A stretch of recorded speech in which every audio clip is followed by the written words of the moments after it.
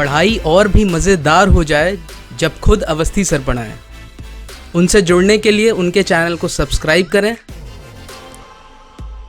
और bell icon को दबाएं उनके लेक्चर्स को सबसे पहले देखने के लिए।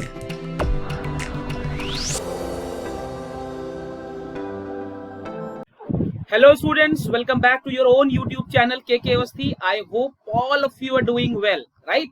चलो, this is the next lecture of control system engineering और आज के लेक्चर में we are going to cover signal flow graph. Signal flow graph is a very important topic और आज के सेशन में हम देखेंगे कि हम कैसे signal flow graph बना सकते हैं. In this particular session we'll be dealing with the technicalities of signal flow graph. ठीक है ना? तो सबसे पहला question, what is the SFG? What is the signal flow graph? And the very basic answer is it is the graphical representation. Okay, it is the graphical representation of your block diagram, or you can call your transfer function. Okay, graphical representation of your block diagram.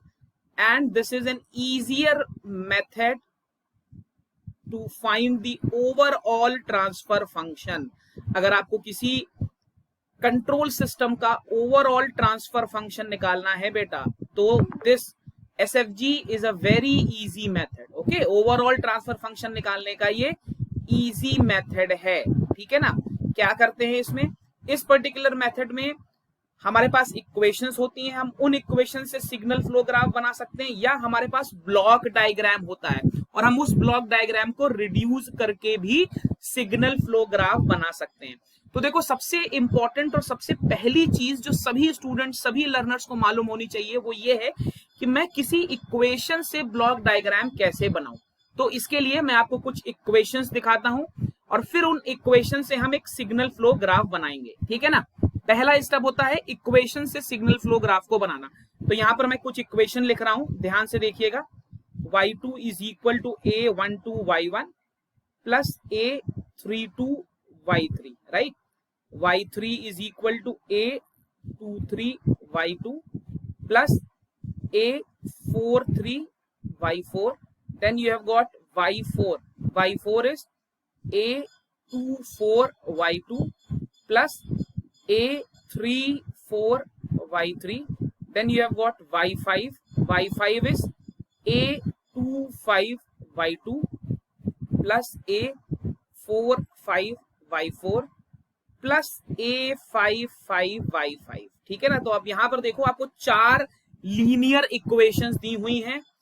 देखो, सबसे पहले चीज तो equation को decode करना. तो यहां पर आपको क्लियरली दिख रहा है कि पूरे इक्वेशन में आपके पास 5 पैरामीटर्स हैं, y2 y3 y4 y5 and y1. तो जब कभी भी आपको सिग्नल फ्लो ग्राफ बनाना है, सबसे पहले y1 y2 y3 y4 y5, ये 5 पैरामीटर हमें सबसे पहले बना लेने हैं. y1 y2 y3 y4 y5. देखो मैंने तुम्हें ब्लॉक डायग्राम में भी बताया था, अगर थ्योरेटिकल एस्पेक्ट नहीं मालूम है तो कभी भी क्वेश्चन सही से नहीं हो पाएगा. ठीक है? तो ध्यान रखेंगे इसको.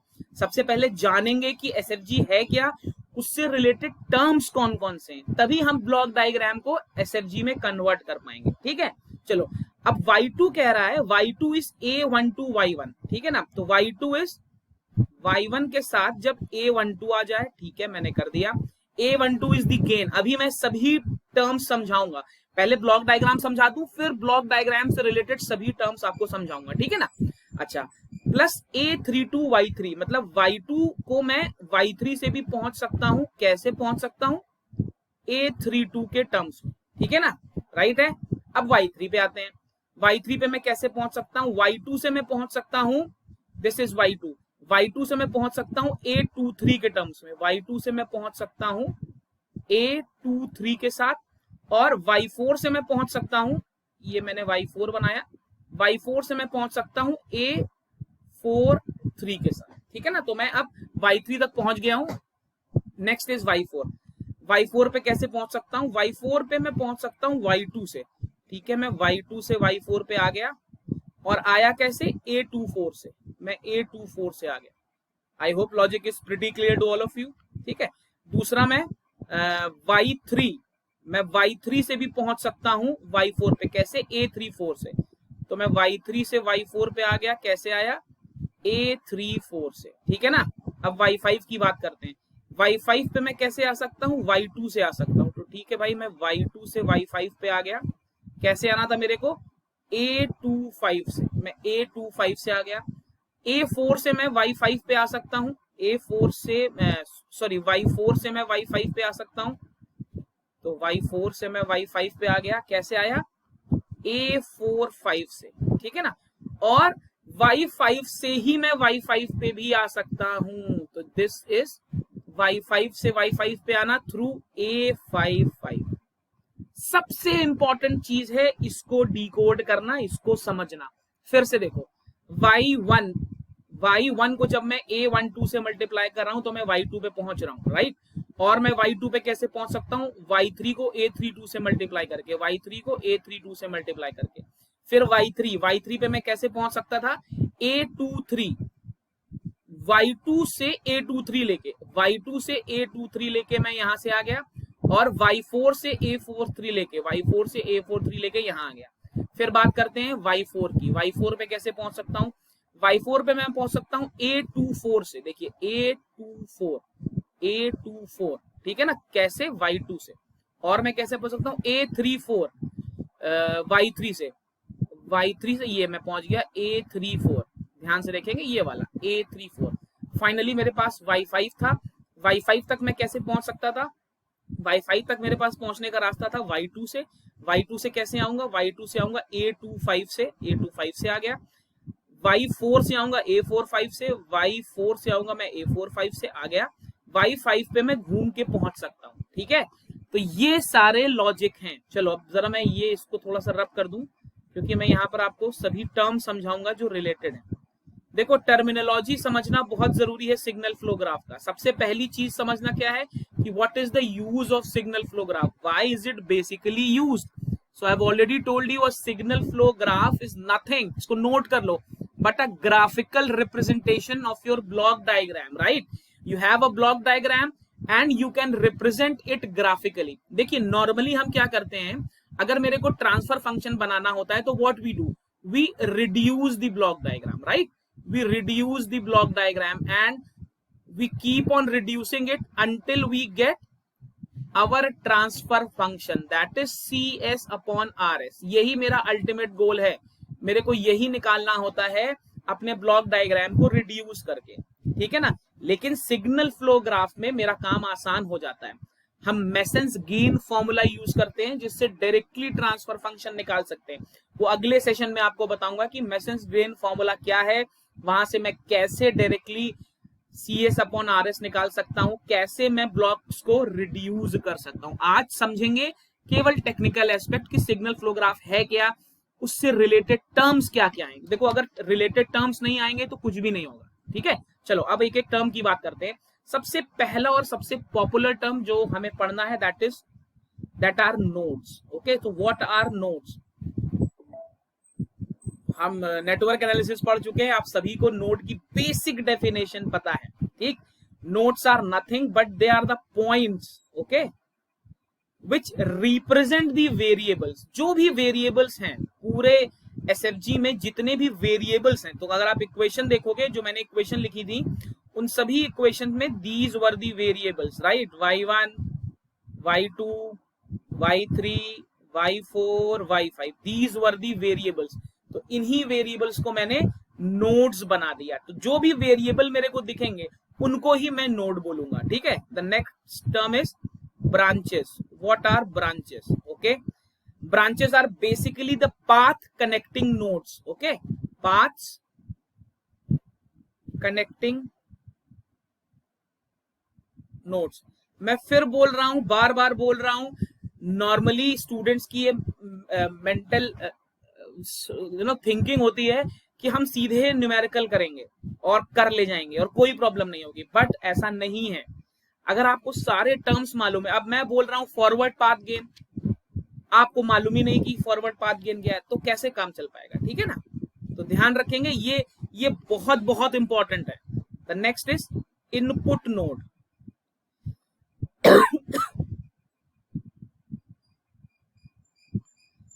अगर किसी एसएफजी में आपको ऐसी नोड मिलती है जहां पर केवल आउटगोइंग नोड है, कोई इनकमिंग नोड नहीं है, ध्यान रखेंगे, नो इनकमिंग नोड।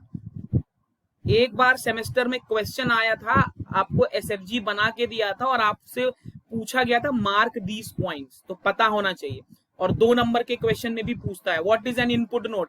नॉर्मली हम कहते हैं कि जिस पर इनपुट आ जाए वही इनपुट नोड है, नहीं। इनपुट नोड वो नोड है जिस पर कोई इनपुट नहीं है, केवल आउटगोइंग ब्रांचेस हैं, ध्यान रखिएगा। No incoming branches, only outgoing branches, only outgoing branches, ठीक है। Terminology it's very very very important.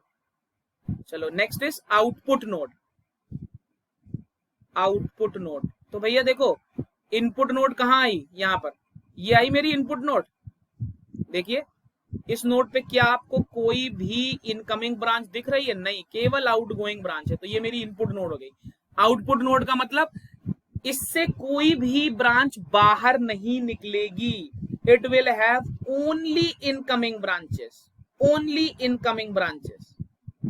Okay, तो ये मेरी आउटपुट नोड हो गई। This is my output node, right. I hope the logic is pretty clear to all of you, right. चलो अब आते हैं सबसे इंपॉर्टेंट पॉइंट पे, forward path. Forward path, forward path is a path from input to output node, path from input to output node, ठीक है ना। Input से आउटपुट नोड के बीच में जितना भी फॉरवर्ड पाथ दिख रहा है, फॉरवर्ड मतलब अलोंग दी एरो, ध्यान रखेंगे, अलोंग दी एरो, ठीक है ना। अच्छा, फॉरवर्ड पाथ से पहले हम जनरल जान लें कि पाथ क्या है, तब फॉरवर्ड पाथ करें तो ज्यादा समझ में आएगा। तो सबसे पहले देखें पाथ क्या है। तो बेसिकली पाथ क्या है, ध्यान हमें क्या रखना है, जब कभी भी हम पाथ की बात कर रहे हैं, no node is traversed twice, हम किसी भी नोड को 2 बार विजिट नहीं कर सकते। जब कभी भी हम पाथ डिसाइड कर रहे हैं तो हम किसी भी नोड को 2 बार विजिट नहीं कर सकते, ये ध्यान रखेंगे। ओके, ध्यान रखेंगे। और and important, we will move along the arrow, along the arrow, ध्यान रखेंगे, हम एरो के साथ ही मूव करेंगे। अगर एरो का डायरेक्शन रिवर्स है तो वो पाथ में नहीं इंक्लूड किया जाएगा। जैसे इस पर्टिकुलर सर्किट में अगर आप देखो तो this this this and this is a path, this this this this is a path, ठीक है ना। This and this is a path, right. और ये मैंने सभी फॉरवर्ड पाथ की बात की है, राइट। लॉजिक समझ रहे हो, राइट। ध्यान रखेंगे, हमेशा किसी भी एसएफजी में एक से ज्यादा पाथ होंगे between input and output node. जब कभी भी हम फॉरवर्ड डायरेक्शन में मूव कर रहे हैं, फॉरवर्ड पाथ की बात करेंगे, फ्रॉम इनपुट टू आउटपुट, ठीक। अच्छा, जब कभी भी इन पाथ्स के साथ मैं गेन जोड़ दूं, जैसे जो मैंने पहला पाथ लिया था, दिस दिस दिस दिस, तो फॉरवर्ड पाथ गेन क्या आएगा, फॉरवर्ड पाथ गेन। अगर मेरे को फॉरवर्ड पाथ गेन निकालना है तो A12 multiplied by A23 multiplied by A34 multiplied by A45, जो भी फॉरवर्ड पाथ मैं ले रहा हूं उस पर जितना भी गेन आ रहे हैं, ये these are gains, these are gain elements, okay, these are gain elements. तो मेरे को क्या करना है, मेरे को उन्हीं सब गेन्स को मल्टीप्लाई कर देना है, राइट फाइन। अच्छा, एक और इंपॉर्टेंट चीज आती है, दैट आर लूप्स, ठीक है ना। चलो देखते हैं अब लूप्स क्या होते हैं। चलो बच्चों, लूप देखते हैं क्या है।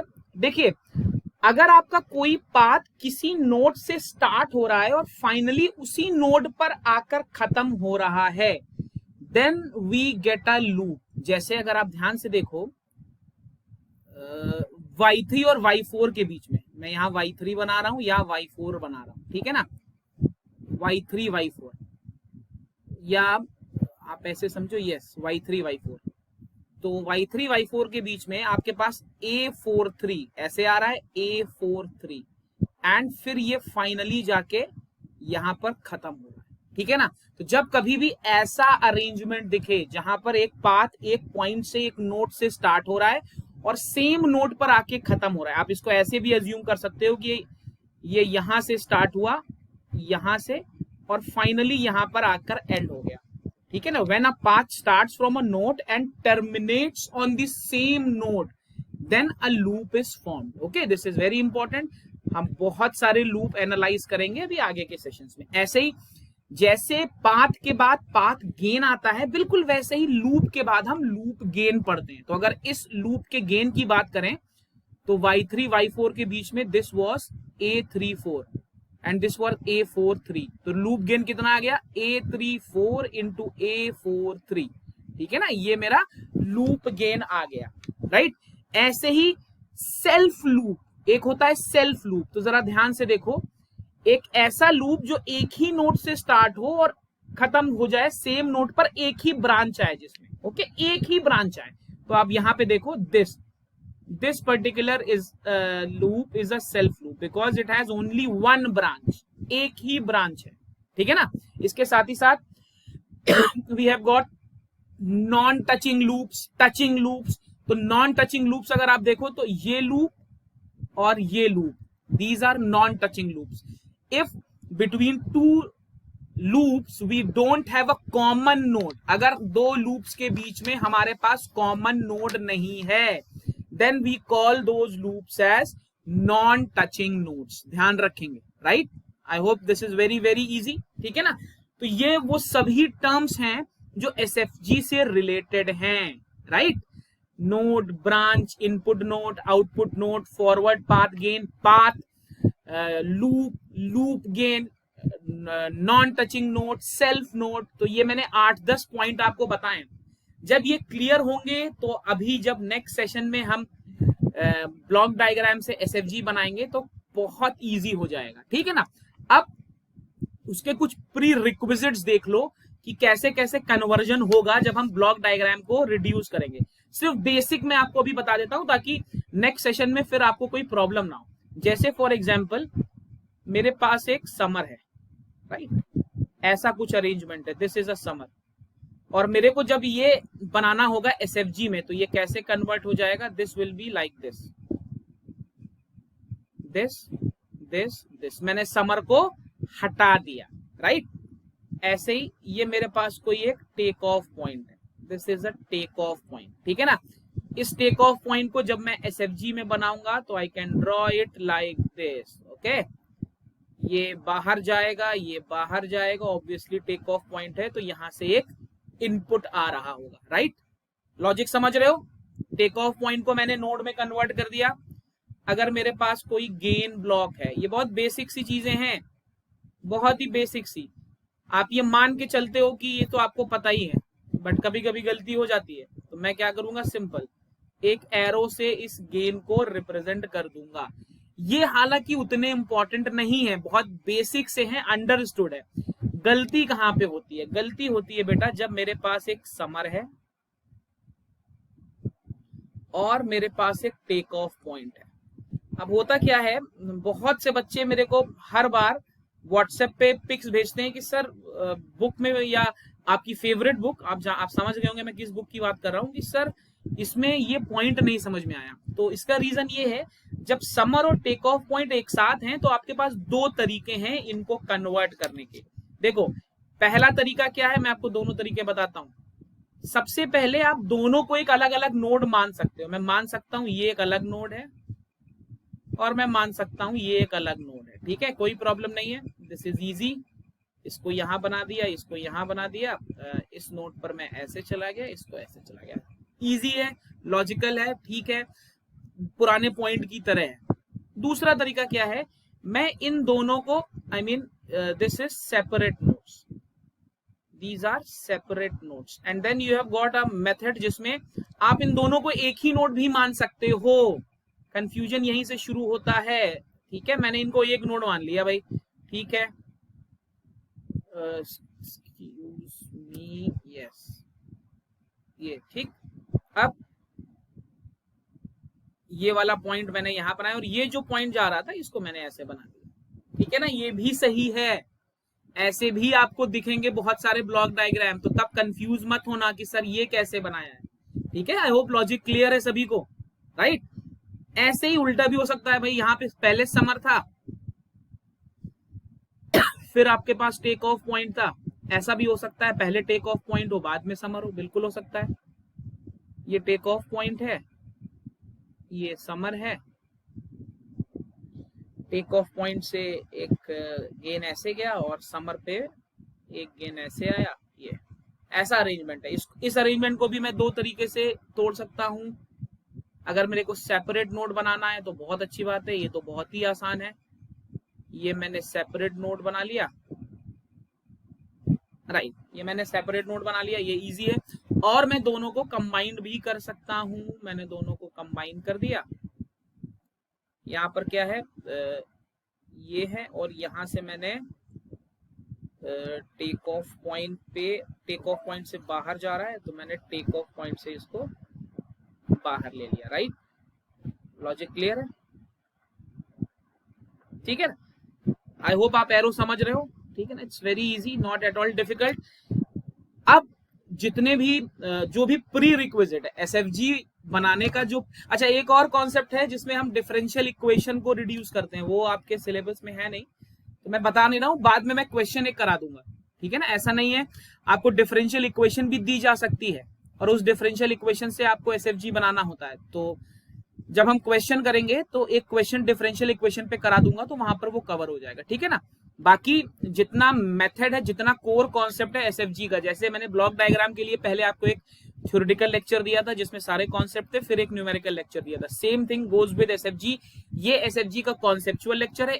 Next lecture will be a masons gain formula और साथ ही साथ हम बहुत सारे ब्लॉक डायग्राम भी रिड्यूस करेंगे, राइट। चलो, आई होप आपको लेक्चर समझ में आया होगा। Please like it if you are finding it good. Subscribe the channel if you have not subscribed it yet. Promote it. I really need your support, guys.